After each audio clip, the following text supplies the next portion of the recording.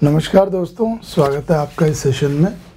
आज हम जो बच्चों के जनरल क्वेश्चंस हैं उन पर डिस्कस करेंगे, जो रिसेंटली जैसे कल परसों और 2-4 दिनों में बच्चे बार बार उन चीज़ों के लिए आ रहे हैं।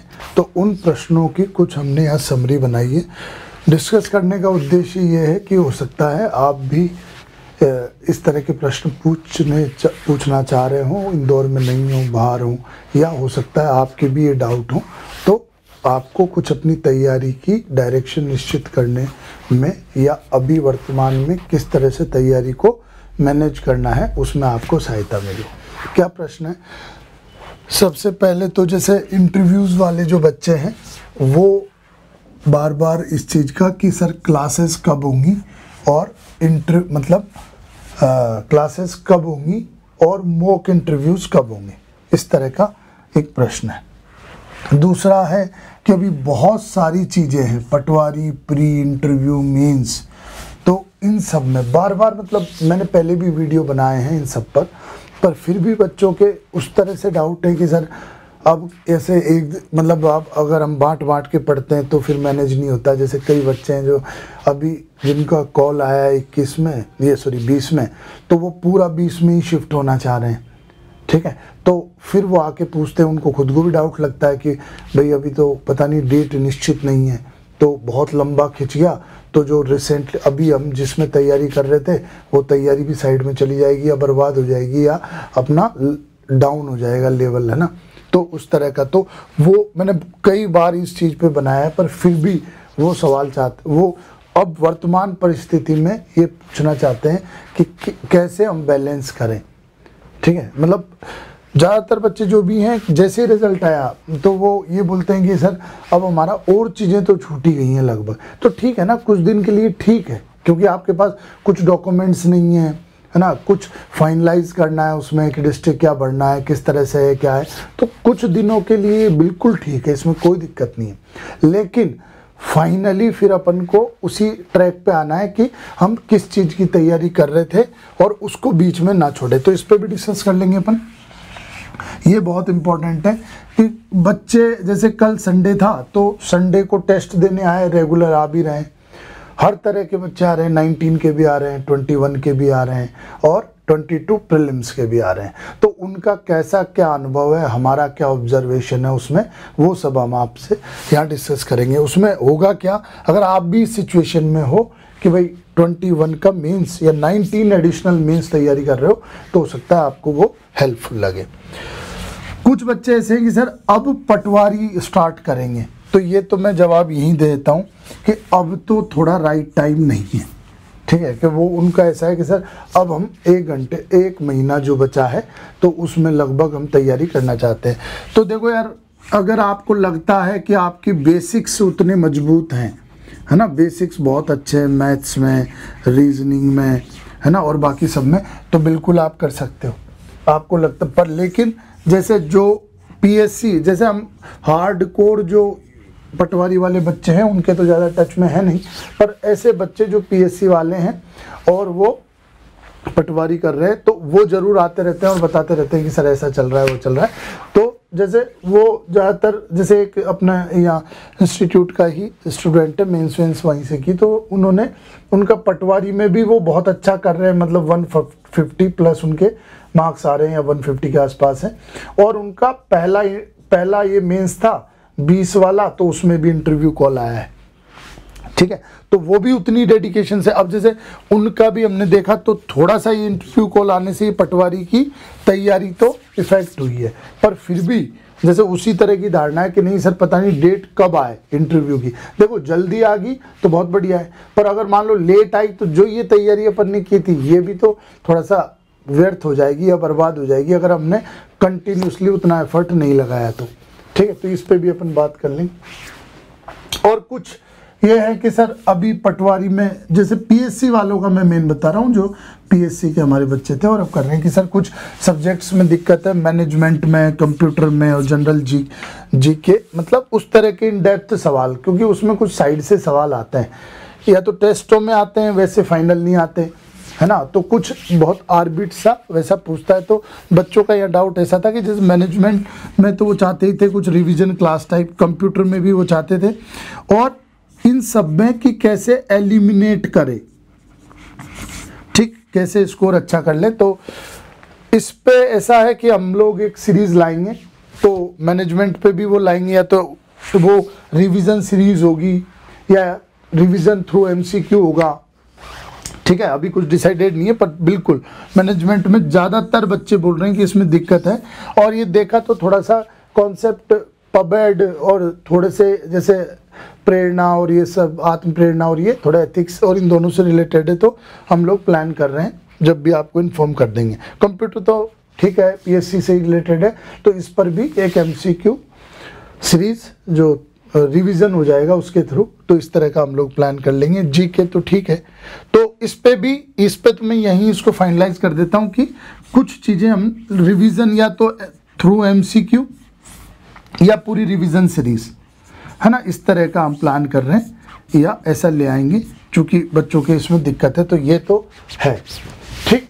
अब अपन बात करते हैं फर्स्ट वाला मॉक इंटरव्यू। देखो मॉक इंटरव्यू या जो इंटरव्यू 2020 है, तो उसमें अभी हमको सिर्फ 6 मार्च पे फोकस करना चाहिए।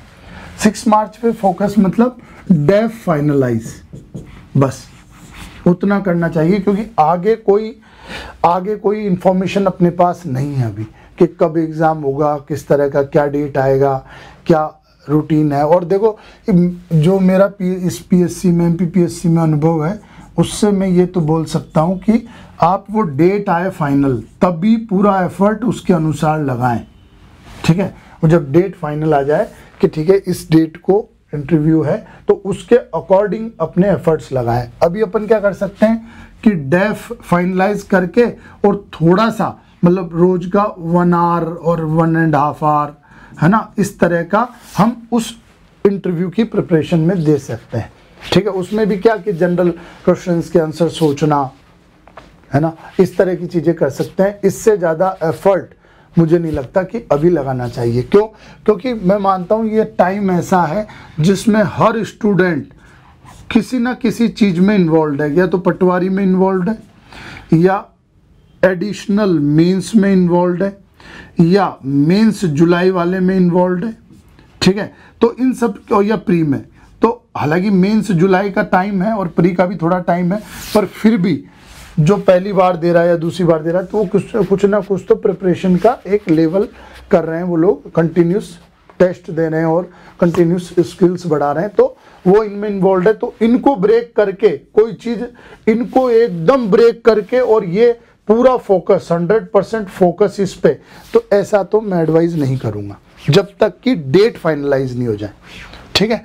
हाँ, अभी आप डेफ और इन सब में सबको फिल करने में पूरा टाइम ले सकते हो, तसल्ली से बढ़ सकते हो। इसके लिए जैसे हम लोग क्या कर रहे हैं, तो हमारा ऐसा है अभी कि वेडनेसडे ऑनवर्ड, ठीक है, वेडनेसडे से हम लोग 3 बच्चों का पर डे 3 स्टूडेंट्स का टाइम देंगे, 1 to 1, है ना, 1 to 1। क्योंकि देखो मतलब उसका एक लिस्ट दे देंगे आप लोगों को कि आज हम इन 3 लोगों से 1 to 1 डिस्कस करेंगे। ये मॉक इंटरव्यूज़ नहीं है, बट ये एक डेफ को फाइनलाइज करने में एक हेल्प टाइप है, ठीक है। कि आपने डेफ ये भरा, आपके पास क्या क्या ऑप्शन थे, उनमें से आपने ये सिलेक्ट किया, और इस पर हमारी जनरल प्रतिक्रिया क्या है। जरूरी नहीं है आप उस प्रतिक्रिया के साथ जाएं, पर हो सकता है कि आपको वो एक हेल्प करे चीज़ें फाइनलाइज करने में। तो मुझे अभी लगता है कि मॉक इंटरव्यूज़ और इन सब की बजाय 1 to 1 प्रिपरेशन ज़्यादा सही है, ठीक है। तो जहाँ हम खूब अच्छे से, जैसे इंटरव्यू में क्या होता है कि इंटरव्यू तो अभी कोई मॉक इंटरव्यू का तो कोई तुक ही नहीं है, ठीक है, पर अभी 1 to 1 सेशन में करके, और जैसे आपने फिर तुरंत ही आप डाउट पूछोगे कि सर इसमें पर मैं क्या ऐसा बोल सकता हूँ या बोल सकती हूँ, या फिर मेरा ऐसा स्टैंड हो सकता है, तो तुरंत ही आंसर मिलेंगे। तो फिर एक चर्चा करके, डिस्कशन करके और एक फाइनल स्टेज में आएंगे। तो इस तरह का प्रोसेस आपको अभी हेल्प करेगा। तो ये 1 to 1 सेशन हमारा होगा। इसके बाद एक सेशन होगा जो अब तक इंटरव्यूज में मुझे सबसे हेल्पफुल लगा है, बहुत हेल्पफुल। ठीक है, उसमें क्या होता है कि स्टूडेंट्स बैठे रहते हैं, क्लास टाइप होती है वो, और यहाँ कैंडिडेट सबके सामने कुछ क्वेश्चन पूछते हैं तो आंसर देने का प्लान करता है। इसको हमने क्लास मॉक जैसा कुछ नाम दिया था। तो ये भी लेटर ऑन है, बट उससे ज़्यादा हेल्पफुल फिर ये है। पर अभी हम सिर्फ फोकस कर रहे हैं, अगर जो क्योंकि अभी 6 मार्च तक ये इंपॉर्टेंट है कि 1 to 1 डिस्कस करके और आपकी चीज़ें आप अच्छे से फाइनलाइज कर लें, बस इस पर हमारा अभी जोर है। अगर आपको कुछ डाउट है कोई भी, या आपने मान लो क्या सोचकर वो चीज़ें आप फाइनलाइज कर रहे हो या क्या आंसर प्रिपेयर कर रहे हो, तो क्योंकि डेफ 6 मार्च को फाइनलाइज हो जाएगा, उसके बाद उसके लिए टाइम नहीं है, तो इसलिए हम 1 to 1 सेशन का अभी स्लॉट रख रहे हैं। तो आप 1 to 1 सेशन में आ सकते हैं। ठीक है, वो आप ऑफिस जाकर आपका नाम लिखा सकते हैं। ठीक है, और वहाँ पर आपको टाइम दे दिया जाएगा, दिन दे दिया जाएगा। कई बच्चे बाहर हैं तो वो बाहर से जब आएंगे तब उनके अकॉर्डिंग वो फ़ोन पे बुक करा सकते हैं, और जो उनका सूटेबल टाइम है उस पर वो चीज़ों को ऑर्गेनाइज कर सकते हैं। तो ये तो इस मॉक इंटरव्यूज़ के बारे में, मुझे नहीं लगता कि मैं फाइनल बोल रहा हूँ। मैं अभी पहले भी मैंने वीडियोस बनाए, मैं फाइनल बोल रहा हूँ कि अभी आप सिर्फ डेफ पे फोकस कीजिए और एक लिमिटेड टाइम ही दीजिए। ठीक है, आप आपके डॉक्यूमेंट इकट्ठे करने में, डॉक्यूमेंट प्रिपेयर करने में खूब टाइम दीजिए, कोई दिक्कत नहीं है, पर वो भी 2-5 दिन, बस 5-7 दिन में फाइनलाइज कीजिए उनको, और फिर दोबारा ट्रैक पे आइए। जो चीज़ें आप तैयार कर रहे थे, जो चीज़ें आप जो एग्ज़ाम के लिए प्रिपेयर कर रहे थे, जिस सिचुएशन में आप थे, जिस स्टेज में थे, जो कंपटीशन लेवल आपका चल रहा था, उस पर दोबारा आइए, उसको लूज मत कीजिए। ठीक है, तो ये इंटरव्यू के बारे में फाइनल है। अभी अपन सिर्फ डेफ पे काम करेंगे और 1 to 1 सेशन रखेंगे। ठीक, दूसरा पटवारी प्री इंटरव्यू मेंस। देखो भाई, अगर आप बहुत अच्छा पटवारी का तैयारी कर रहे थे तो उसको कंटिन्यू रखिए, और अगर आपका इंटरव्यू है तब भी भाई इंटरव्यू में डेफ पे काम कर लीजिए, पर इसको कंटिन्यू रखिए ताकि एक जॉब आप सिक्योर कर ले। अगर आपका सही सिचुएशन चल रहा है, अगर आप इस सिचुएशन में कि अभी पटवारी, तो मैं एडवाइज नहीं करूँगा। ठीक है, क्योंकि अनटिल अनलेस कि आपका पहले बैकग्राउंड वैसा नहीं है कि आपने उन सब्जेक्ट्स को अच्छे से कर रखा है, मैथ्स रीजनिंग बहुत सॉलिड है, हिंदी में ऑब्जेक्टिव में आपका अच्छा कमांड है, तो आप कर सकते हो। और आप टेस्ट कहीं भी कोई भी टेस्ट लगा के देख लीजिए आप, अगर मतलब मैं मानता हूँ कि 145 और 150 के आसपास अगर आपका आ रहा है तो बहुत बढ़िया है, फिर आप कंटिन्यू कीजिए पटवारी। और चाहे आपने आज ही शुरू की हो या 5 दिन बाद शुरू कर रहे हो, पर अगर आपका वो स्कोर आ रहा है तो यू आर एलिजिबल और आप कॉम्पीट कर सकते हैं। ठीक है, तो इसमें आप बैलेंस बनाइए। जैसे मैंने पहले भी कहा था कि आप ये जो अगर आप सिर्फ प्री प्रिपेयर कर रहे हैं, आने वाला प्री, ठीक है, 2022, तो इस प्री को आप इस तरह से करिए कि ये प्री 2022 प्लस 3 मार्कर मेंस के हो जाएं। इस हिसाब से आप इसको कीजिए। ये मतलब बच्चे फिर बार बार पूछते हैं कि हम प्री का कैसे प्रिपेयर करें, क्या हमारी स्ट्रेटजी होनी चाहिए। तो देखो, प्री का स्ट्रेटजी अगर मैं यहाँ पर एक बहुत छोटे से मैं संक्षेप में बताऊं, तो जितने ज़्यादा क्वेश्चंस करोगे उतने ज़्यादा ग्रे एरियाज आपको दिखेंगे। मतलब जितने ज़्यादा प्रश्न आप लगाओगे, जितने ज़्यादा प्रश्नों का अभ्यास करोगे, तो उस क्रम में कुछ ऐसे टॉपिक निकल के आएंगे जिनमें लगेगा कि आपकी पकड़ कमज़ोर है। ठीक है, कुछ ऐसे टॉपिक निकल के आएंगे जिनमें लगेगा आपकी पकड़ कमज़ोर है, तो उनको टारगेट कीजिए, सिर्फ उनको टारगेट। जैसे जनरली बच्चे जैसे हम पूछते हैं कि बेटा क्या दिक्कत है, कैसा, सर मेरी हिस्ट्री खराब है ना, मेरे को हिस्ट्री में नहीं जमता है, या कोई बोलता है साइंस खराब है, इस तरह का। अरे तो हिस्ट्री में भैया एंशियंट, मेडिवल, मॉडर्न, तो इसमें क्या खराब है ये तो बताओ। फिर वो बोल देते हैं सर चलो मेरे तो मेडिवल नहीं आती है, तो मेडिवल में भी इतने सारे टॉपिक हैं, खिलजी से बलबन से सब, सल्तनत, अकबर, सब, तो उसमें क्या खराब है, तो उसी पे फोकस करो ना। ऐसा थोड़ी कि मैं बार बार मेरा मध्यकालीन खराब है तो मैं मध्यकालीन में शुरू से पढ़ने लगता हूँ सल्तनत से, और सल्तनत पढ़ते पढ़ते मेरा एंथू भी खत्म हो जाता है, इंटरेस्ट भी खत्म हो जाता है, और वो मेरा मुगल कमज़ोर है, वो मुगल कमज़ोर ही पड़ा रहता है पीढ़ी दर पीढ़ी। ठीक है, तो इस तरह से आप तैयारी मत कीजिए ना, आप आपके टॉपिक आइडेंटिफाई कीजिए। तो वो कैसे आइडेंटिफाई होंगे? ज़्यादा प्रश्न लगाने से। आप टॉपिक आइडेंटिफाई कीजिए कि मेरे मुगल के सवाल गलत होते हैं या मेरे गांधी जी से रिलेटेड सवाल गलत होते हैं, मतलब हिस्ट्री में कहीं कुछ भी मेरे सिंधु घाटी के गलत होते, तो उस टॉपिक को 3-4 रेफरेंस से पढ़ लीजिए, उस टॉपिक पर स्पेशल एमसीक्यू कर लीजिए, उस टॉपिक के शॉर्ट नोट्स बना लीजिए, भाई उस पर एफर्ट लगाइए ना आप। पर आपका गांधी जी बहुत मजबूत है कि गांधी जी के सवाल आपके फिर भी बार बार गांधी जी पढ़े जा रहे हो।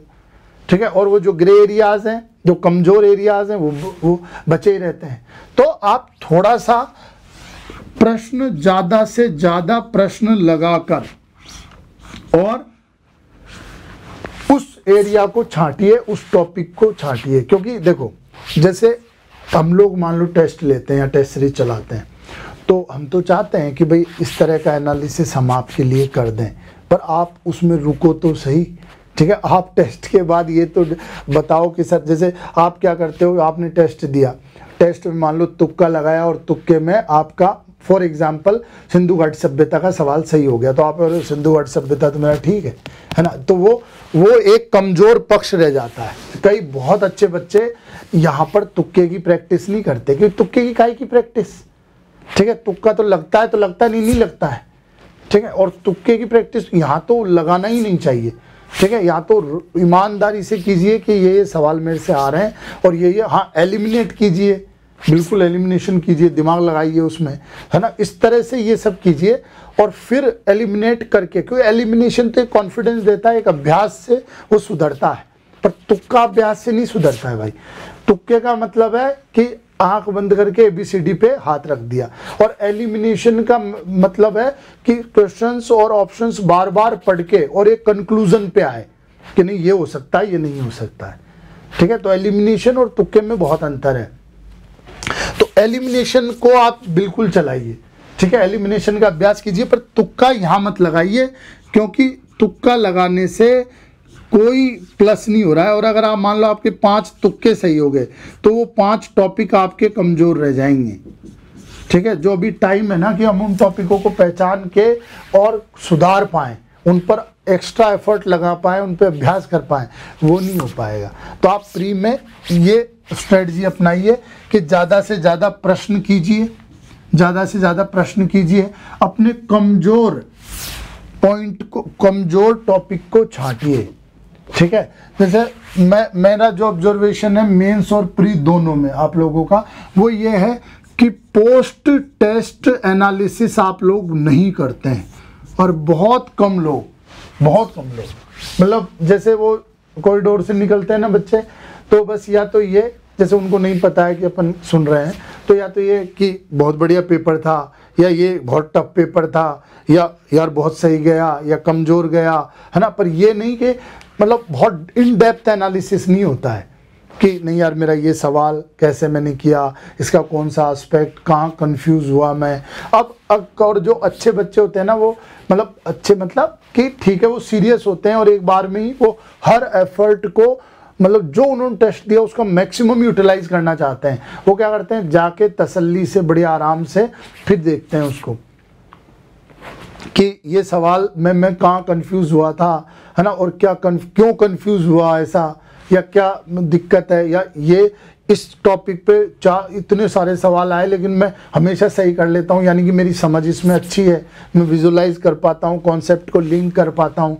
तो इस तरह का प्रीलिम्स में ज़्यादा ठीक है, इस तरह की एफर्ट अगर अपन लगाएं। क्योंकि अगर आप सोचो ना, रट के और एकदम यहाँ हिट करेंगे, मतलब मेरे को तो एग्जैक्ट याद है कि 23 सितंबर 1993 या 1973 एग्जैक्ट डेट याद है, और कुछ होते हैं जो कि हाँ ठीक है अंदाजे से और वहाँ बिठा देंगे सही, तो वो ज़्यादा सही है, इजी वाला। वो कम एफर्ट में, एफर्ट भी कम नहीं छोड़ो, टाइम कम में आप सक्सेस कर जाओगे, उसमें आप सफलता पालोगे। तो आप उस पर जाइए कि हम कम समय में ज़्यादा से ज़्यादा स्कोर कर पाएँ और हम एग्ज़ाम पास कर पाए ओवरऑल। तो प्री में ज़्यादा सवाल लगाइए, ग्रे एरियाज को ढूंढिए, कमज़ोर टॉपिक को ढूंढिए, उस पर ज़्यादा से ज़्यादा MCQ लगाइए, MCQ भी नहीं तो फिर नोट्स बनाइए, ठीक है, शॉर्ट नोट्स बनाइए, एक से ज़्यादा सोर्सेज से उसको पढ़िए, और फिर भी अगर दिक्कत है तो टीचर या मेंटर से संपर्क कीजिए। इन चीज़ों में तो ऐसे आपके वो जो खड्डे हैं वो खड्डे फिल होते जाएंगे, ठीक है। तो प्रीलिम्स में अभी आप ऐसा कर सकते हो। पोस्ट टेस्ट एनालिसिस अगर मान लो कोई ज़्यादा डिटेल्ड सॉल्यूशन नहीं भी दे रहा है तो खुद पढ़िए ना, उसके बारे में खुद पढ़िए अच्छे से, है ना, और प्रश्न को अच्छे से कीजिए। आप ये मत सोचिए कि आज संडे है, मैं टेस्ट दे के आया, अब अगले संडे ये यूनिट का टेस्ट है तो मैं इसमें लगाऊं, नहीं। आप संडे अगर टेस्ट दे के आए हो तो आप कम से कम मंडे या मंडे का हाफ टाइम उस पेपर का, उस टेस्ट का एनालिसिस करने में लगाइए। इससे आपको सबसे ज़्यादा लाभ मिलेगा, और आप मेरे निवेदन पर एक बार करके देखिए, ठीक है। और ग्रुप में करने की बजाय वो इंडिविजुअल कीजिए, क्योंकि वो खुद की कमजोरियां हैं, वो खुद की कहानी है जो खुद को लिखनी है, ठीक है। तो ये जो पोस्ट टेस्ट एनालिसिस है, मंडे का टाइम आप इसको दीजिए। भाई संडे में ठीक है आप 2-3 बजे फ्री हो गए, अब आप तफरी चाहते हैं, ठीक है, कि मैं मेरा जीवन का संडे क्यों वेस्ट करूं, ठीक है। तो टेस्ट दे के आप 2-3 बजे बाद फ्री हैं, आपको जो करना है घूमिए करिए, ठीक है। पर दूसरे दिन मंडे पर सीरियसली सुबह बैठिए और आराम से उस टेस्ट का एनालिसिस कीजिए, और 2-5 घंटे में जितना टाइम दे सकते हो दो, वो वेस्ट नहीं है, वो वेस्ट नहीं है, ठीक है। और उसमें से कुछ 4-5 पॉइंट फाइनलाइज करो कि मुझे ये अगले टेस्ट में इंप्रूव करने हैं, अगले टेस्ट में इंप्रूव करने हैं। तो उन 4-5 पॉइंटों पर काम कीजिए उस वीक, और अगले वीक उन 4-5 पॉइंटों को सामने रखिए और देखिए क्या मैंने इस एस्पेक्ट पे इंप्रूवमेंट किया है, ठीक है, क्या मैंने इन टॉपिक्स पर सुधार किया है। अगर आप ये स्ट्रेटजी करते हैं, मेरी गारंटी है 1-2 वीक में ही आपको कॉन्फिडेंस आने लगेगा, क्योंकि एक वीक में अगर हमने 1 या 2 गलती, एक गलती भी सुधार ली, बहुत बड़ी बात है, बहुत ही, इतनी ज़्यादा गलतियां नहीं हैं हमें, ठीक है। तो मतलब वीक में 4-5 कमियां जो थी आपकी पेपर देने में, वो अगर आपने इम्प्रूव कर ली, बहुत बड़ी बात है, बहुत बड़ा इम्प्रूवमेंट है, ठीक है। तो आप ये तो करना ही करना है, प्रीलिम्स में बिल्कुल करना है कि अपने कमज़ोर एरिया ढूंढने हैं, और वो MCQ के थ्रू ही आएंगे। मैं बिल्कुल नहीं बोलता कि आप प्रीलिम्स में शॉर्ट नोट्स बनाइए, मेंस में मैं बिल्कुल बोलता हूँ, प्रीलिम्स में मैं बिल्कुल नहीं बोलता, लेकिन कुछ फर्रे बनाइए। फर्रे मतलब एक रजिस्टर हो सकता है, ठीक है, या कुछ पेपर्स हो सकते हैं जिसमें वो चीज़ बहुत रफली, उसमें सिस्टमेटिक नोट करने की ज़रूरत नहीं है, वैसी चीज़ नोट कर लीजिए जो कुछ फैक्ट है या कुछ 2-3 चीज़ें लिंक करती हैं। जैसे मान लो 42 अमेंडमेंट और 44 अमेंडमेंट की कुछ चीज़ें जहाँ कंफ्यूज होते हैं, ठीक है, कुछ डेट्स, कुछ कॉन्सेप्ट, जैसे इकोलॉजी और इकोसिस्टम, उनमें क्या वर्ड अंतर है, नीशे क्या है, इकोटोन क्या है, तो इसके कुछ एक शब्द नोट कर लीजिए बस। वो जब मतलब ये जो रजिस्टर है या जो ये पेजेस हैं, इसमें वो चीज़ें हैं जो अपन को प्रॉब्लम देती हैं या अपनी प्रॉब्लमेटिक है। तो जब ये चीज़ हमने स्टोर कर ली और इसको बार बार रिवीजन कर रहे हैं तो हमको कॉन्फिडेंस आता है, और लास्ट में 2-3 बार इसको पढ़ के चले गए तो हमको कॉन्फिडेंस आता है कि मैं जहाँ घूमता हूँ वो मैं चेक करके आया हूँ अभी, तो अब मैं वहाँ वो गलतियाँ नहीं करूँगा, ठीक है। तो इस स्ट्रेटजी पे आप चलिए, धीरे धीरे बहुत खुश होके कॉन्फिडेंस लेकर, और आप इसको बनाइए, ठीक है। मतलब कोई लोडी लेने की इधर उधर ज़रूरत नहीं है, कोई डर से भरतनाट्यम करने की ज़रूरत नहीं है, ठीक है। आप बहुत कॉन्फिडेंस से एक सिंपल सा रूटीन फॉलो कीजिए, बहुत जटिल मत बनाइए उसको, ठीक है। और जो कमजोरियां हैं उनको ढूंढिए और उनको नोट करते जाइए, उनसे संबंधित जो चीज़ें जहां आपको थोड़ी सी प्रॉब्लम आती है, ठीक। तो ये प्रीलिम्स के बारे में है। बाकी आप जो जो ये मैंने बताया है, जो अभी टेस्ट दे रहे हैं और जिन बच्चों को प्रॉब्लम्स आ रही है उसके आधार पर, जनरल फंडे नहीं है कि बुकलेट कौन सी है, ये क्या है, वो सब आप इधर उधर से पूछ लोगे तो ठीक ठाक ही है। बस ऐसी पुस्तक ना खरीदें जो अपन ही खरीद रहे हो, है ना, मतलब जो रिकमेंडेड है मार्केट में, जो सभी लोग बोलते हैं ठीक है, वो ठीक ही रहती हैं। ठीक है, अपना पर्सपेक्टिव है कि हम उनको कैसे पढ़ते हैं। बुक उधर तो सब मैटर एक जैसा है, पर इधर क्या एफिशिएंसी है, हम लोग उसको कैसे परसीव करते हैं, उन कंटेंट को कैसे लेते हैं, वो इम्पोर्टेंट है, वो डिफरेंस क्रिएट करता है। ठीक है, तो वो सब ज्ञान मंडप आप देखते रहना, पर ये इस पर आप प्री पे अभी काम कीजिए। MTS में क्या हो रहा है ये मैं अभी बता देता हूँ आपको, ये भी बहुत इंपॉर्टेंट है। मतलब जैसे कई बच्चे रेगुलर आ रहे हैं टेस्ट लिखने, है ना, तो वो बहुत कीमती समय निकाल के टेस्ट लिखते हैं। ठीक है, ज़्यादातर का मतलब ऐसा है अभी कि सर माहौल नहीं बन रहा है, इस तरह का है ना, कि माहौल की थोड़ी कमी है ना, मतलब सर की थोड़ा सा, क्योंकि भाई ऑब्वियसली बच्चे क्या पटवारी में शिफ्ट हो गए। ठीक है, कई ये जो मतलब मान लो उसका उनका निकला ही नहीं, या कई ये जो इधर उधर कुछ और कामों में डाइवर्ट हो गए, इस तरह का। तो बच्चे थोड़े एक तो कम लिखते हैं, तो उनको थोड़ा माहौल की वो नहीं रहता है ना। दूसरी बात, खुद भी उतना नहीं पढ़ते क्योंकि अनिश्चितता है, या सबसे बड़ी बात, अगर 21 वाले बोलते हैं कि 1 जुलाई में बहुत आगे कर दिया है एग्ज़ाम, तो इंटेंसिटी से काम नहीं चल रहा है। देखो मैं बिल्कुल इस बात पे 100% सहमत हूँ कि जब डेट रहती है, जब एग्ज़ाम रहती है, तो उस समय हमारी एफिशिएंसी, हमारी कंसंट्रेशन, हमारा कमिटमेंट गजब का हो जाता है, ये बिल्कुल है ना, और बहुत ज़्यादा इम्प्रूवमेंट होता है। लेकिन एक चीज़ जैसे मैंने ये जो ऑब्जर्व की वो मैं आपको यहाँ बता देता हूँ कि देखो क्या होता है, ज़्यादातर बच्चे जैसे मान लो एग्ज़ाम दिया, है ना, एग्ज़ाम या तैयारी, यहाँ मान लो यहाँ लेवल है, एग्ज़ाम की तैयारी करने लगे, एग्ज़ाम आते आते यहाँ तक पहुँचते हैं, और मान लो ये थ्रेशोल्ड लिमिट है। थ्रेशोल्ड लिमिट है मतलब कि यहाँ जाके सिलेक्शन हो जाता है। ठीक है, फिर क्या यहाँ तक पहुँचे, फिर क्या हुआ, वही एग्ज़ाम ख़त्म होने के बाद फिर उन्होंने पढ़ाई वढ़ाई छोड़ी और फिर वो डाउन हुए और कहीं तो यहाँ के एग्जिस्ट किया उन्होंने। ठीक, मतलब जैसे कि यहाँ तक आ गए थे इस बार की तैयारी में, लेकिन अब चूंकि सिलेक्शन को तो क्रॉस नहीं कर पाए तो सिलेक्शन होगा नहीं। फिर क्या होगा, वो यहाँ पर आते हैं और फिर डाउन होते जाते हैं, डाउन तो होते ही होते हैं। जैसे ही अपन ने तैयारी छोड़ी, जैसे अभी लोग बोल रहे हैं कि जुलाई में आगे खिसक गया तो एफर्ट नहीं लग रहे हैं उतरे, है ना, तो एफर्ट नहीं लग रहे तो क्वालिटी जल्दी इंप्रूवमेंट नहीं हो रही है।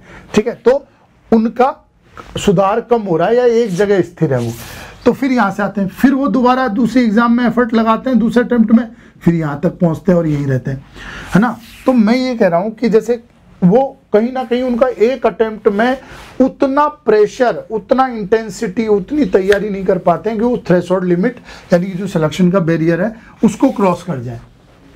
अभी मैंने कल लगभग 10 बच्चों को बिठा के पूछा, वो जो बोल रहे थे भाई माहौल नहीं है। ठीक है, तो मैंने पूछा यार कि चलो ठीक है, टाइम बहुत आगे चला गया, जुलाई में चला गया, बिल्कुल सही है, तो आप पटवारी अटवारी पे क्यों नहीं शिफ्ट हुए? नहीं सर, करना ही नहीं है। ठीक है, करना ही नहीं है सर, PSC करना है। कईयों ने बोला सर जॉब है हमारे पास उस तरह का, तो हमको नहीं पड़ी है। और ज़्यादातर ऐसे थे कि सर नहीं करना है, हमको PSC ही करनी है, फाइनल है। ठीक है, तो ठीक है भाई, अब तो उनको बोल भी नहीं सकते, नहीं पहले हमने क्लियर ही बोला था कि भाई आप जॉब ले लीजिए, एक जॉब सिक्योरिटी बड़ी चीज़ है, पर ठीक है वो नहीं चाहते हैं। फिर हमने बोला कि यार ठीक है, देखो आप पटवारी में नहीं गए, क्यों? करना ही नहीं है। कुछ बच्चे जो अच्छे थे बेचारे, वो रिस्क लेके पटवारी में गए, उनको पता है कि उनका भी रेगुलर प्रैक्टिस नहीं करने से स्किल्स डाउन होगी और वो नीचे गिरेंगे, लेकिन वो ये उनको ये पता है कि यार अभी एक जॉब ले लेते हैं, फिर बाद में उतना ही एफर्ट लगा के और आगे बढ़ेंगे। तो मतलब आप वो जो बच्चे बेचारे अभी कहीं और मेहनत कर रहे हैं और आपके पास पूरा टाइम है, उस टाइम को आप यूटिलाइज नहीं कर रहे हो, उनको वेट कर रहे हो कि भैया तुम आओ, फिर बराबर से भागेंगे दौड़ेंगे। अरे तुम्हारे पास एक्स्ट्रा टाइम है अभी, तुम शॉर्ट नोट्स बना लो मेंस में, तुम्हारी आंसर राइटिंग में दिक्कत है वो कर लो। भैया टॉपर भी, ये गारंटी है, टॉपर भी रिजल्ट से पहले ये नहीं कहता कि मेरी तो सब चीज़ें तैयार हैं, कुछ नहीं होता है ऐसा। ठीक है, सब कांपते रहते हैं कि पता नहीं सर क्या होगा कैसा होगा। ये अलग बात है कि रिजल्ट आते ही दूसरे दिन सर पता ही था वो, तो है ना, इसी तरह का है। तो ये तो अलग बात है और वो सब मानव व्यवहार है, उस पर अपन नहीं डिस्कस करें तो ठीक है। पर बात यह है कि अगर अभी हमको टाइम मिल रहा है तो हम शॉर्ट नोट्स बना लें, हम हमारी आंसर राइटिंग को बेहतर कर लें। मैंने टॉपर्स या जो अच्छे नंबर आए थे या जो अच्छी रैंक आई थी उनका उदाहरण इसलिए दिया कि किसी को भी ये आश्वासन नहीं होता है कि भाई मेरा सब चीज़ें तैयार हो गई हैं, हमेशा कमी लगी रहती है। तो ऐसे आपको भी ऐसा नहीं है कि आप तो सब तैयार बैठे हो, भाई आप शॉर्ट नोट्स बना लो, आपकी फॉर्मेटिंग सुधार लो, आपकी स्पीड सुधार लो, आपका कंटेंट इंप्रूव कर लो, स्पीड है आपकी, राइटिंग अच्छी है, फॉर्मेटिंग अच्छी है, सब शॉर्ट नोट्स तैयार, तो कंटेंट तो इंप्रूव कर सकते हैं। ठीक है भाई, कंटेंट क्या, जैसे मान लो ये सवाल पूछा है, मान लो ये एक रेंज है, ठीक है, अब ये मेंस का सवाल इस लाइन पर पूछा है, ठीक, मतलब जैसे मान लो किसी ने पूछा, मान लो मैं एग्जांपल बताऊं कि जैसे मान लो पूछा है कि अकबर को राष्ट्रीय सम्राट क्यों कहा जाता है। ये सवाल अभी कल परसों हम लोग डिस्कस कर रहे थे, इसलिए अकबर को राष्ट्रीय सम्राट कहने का औचित्य। तो लोग लिख के आ गए कि अकबर की उपलब्धियां क्या है, तो ये तो भैया इस सवाल से तो अटके हैं ना। और फिर बोलते हैं सर देखो हमने सब लिखा है, दीन इलाही से लेकर जजिया कर तक सब, फिर भी नंबर नहीं दिए। अरे यार भैया, उसी कंटेंट को यूज़ करके और जो सवाल पूछा है कि उसको नेशनल एम्परर क्यों कहते हैं, उसको डिस्कस कीजिए ना यार। ठीक है, आप क्यों मतलब फालतू की, भाई आपने लिखा सब है पर आपने डंप किया है। आपने तो इससे कि सर मेरे को अकबर के बारे में ये आता है, ये संभालो, और आप बनाते रहना आंसर, तो नंबर कम आएंगे आएंगे। ठीक है, तो अगर हमारा आंसर मतलब बहुत कम है ऐसा जो एग्जैक्ट लिखते हैं, ठीक है, तो हम क्यों ना अभी अभ्यास कर करके और इसके और क्लोज आते जाएं, और क्लोज आते जाएं, क्योंकि मेन लाइन के जितने जी, मतलब मेन लाइन मतलब मेन थीम जिस पे सवाल पूछा है उसके जितने क्लोज होंगे, जितने क्लोज होंगे उतने ज़्यादा नंबर हैं। सबसे ज़्यादा इंपॉर्टेंट तो ये है प्रेजेंटेशन से, और सबसे ज़्यादा तो अपन क्यों ना, मतलब ये तो अभी स्कोप बचा ही है।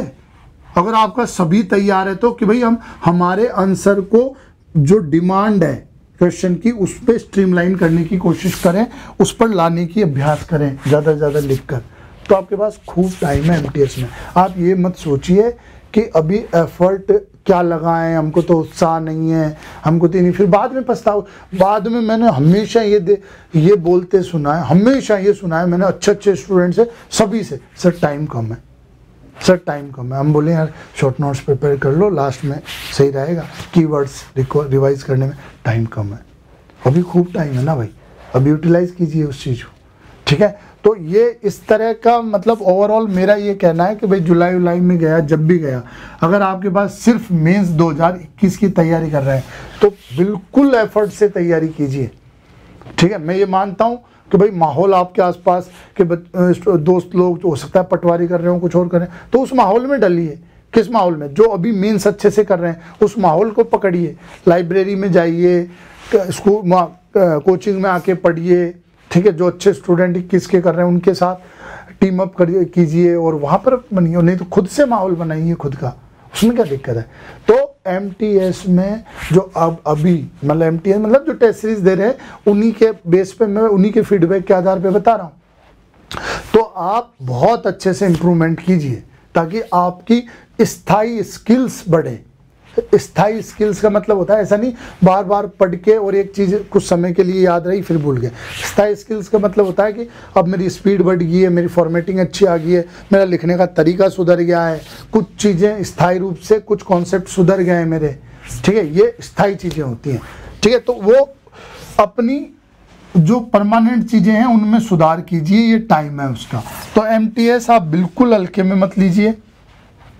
ठीक है, बिल्कुल हल्के में उसको मत लीजिए, ये मत सोचिए कि अभी खूब टाइम है, क्योंकि बाद में मैं बिल्कुल रिकॉर्ड करके बता दूंगा, आप ही बोलोगे कि सर अब टाइम नहीं है, या आप बाद में बोलोगे जब एग्जाम्स का माहौल बनने लगेगा तब।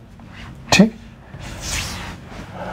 अभी पटवारी तो मैंने ये इसमें जवाब तो दे दिया है आपको कि मैं ये नहीं बोलूँगा कि अगर आपका बैकग्राउंड नहीं है और आपका मैथ्स, रीजनिंग और इन सब चीज़ों से ताल्लुक़ नहीं है, ठीक है, बहुत ज़्यादा अभ्यास करना पड़ेगा, हिंदी ऑब्जेक्टिव आपका ठीक नहीं है, तो मैं अब सजेस्ट नहीं करूँगा 1 महीने रहते हुए।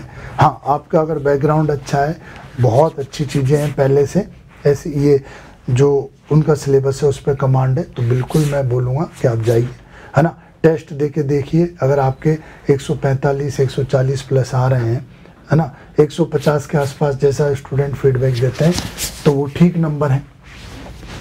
और अगर आपके 140 प्लस और ऐसे भी आ रहे हैं तो भी बहुत बढ़िया, फिर आप तैयारी कीजिए। पर अगर आप स्क्रैच से, जीरो से अभी स्टार्ट करेंगे तो मैं आपको सजेस्ट नहीं करूँगा। दूसरी बात, रिवीजन सेशन हम लाएंगे, जितना हम लोग हेल्प कर सकते हैं पटवारी की प्रिपरेशन में उतना हम लोग करेंगे, प्रयास करेंगे उसमें जितना भी, हालांकि हमारा सब्जेक्ट नहीं है, क्योंकि मैथ्स, रीजनिंग ये सब हमारे रहे हैं, क्योंकि इंजीनियर पृष्ठभूमि से हम भी हैं, तो वो सब है। लेकिन फिर भी ठीक है कि मतलब प्रायोरिटीज़ कुछ अलग हैं, सब्जेक्ट कुछ अलग है, तो उस हिसाब से तो हो सकता है ज़्यादा टाइम ना दे पाएँ, पर फिर भी कुछ प्रयास करेंगे कि वो आपको एक ओवरऑल रिवीजन में सहायता मिले, ठीक है। बाकी आप इसी वीडियो के आधार पर आप आपकी टाइमलाइन डिसाइड कीजिए, आपकी स्ट्रेटजी डिसाइड कीजिए और एफर्ट लगाइए, मतलब कंफ्यूजन में आपके एफर्ट और टाइम वेस्ट मत कीजिए, हमारा रिक्वेस्ट ही है, ठीक है। अब भी कोई ऐसा इंडिविजुअल आपका प्रॉब्लम है तो आप बिल्कुल कॉल कीजिए, इंस्टीट्यूट आइए, ठीक है, लेकिन आप कंफ्यूजन में ज़्यादा चीज़ें वेस्ट मत कीजिए। और इंटरव्यू वालों से निवेदन है कि अभी सिर्फ डेफ पे काम कीजिए और जो चीज़ें चल रही थी उनको चलाए रखिए, ठीक है, उनको एकदम छोड़िए मत, ठीक।